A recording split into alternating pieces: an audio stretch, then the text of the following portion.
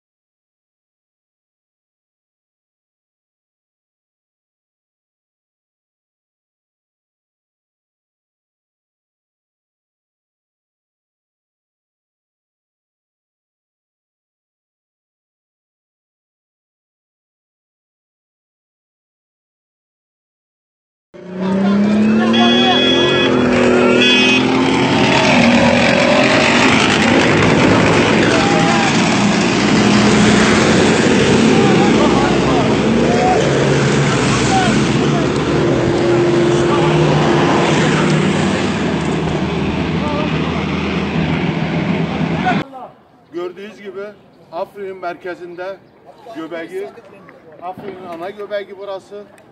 Burada Zebze Pazarı tam dibindeyiz. Allah'ın izniyle çok yakın zamanda saatler kalmaz Afrin özgür Allah'ın izniyle.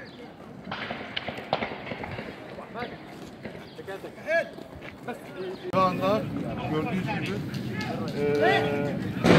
daireler var. Mahkeme hepsi inşallah özgür oldu. Güçlerin üç bulvardan gelişi bu anda konuşma noktasında. Hep bulvarlar ulaştı hamdolsun. Yaklaşık şu anda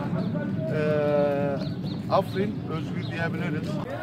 Belediye binası bayakta söylediğim buraların şehrin merkezi olduğu yer, dairelerin, hükümet dairelerin olduğu yer.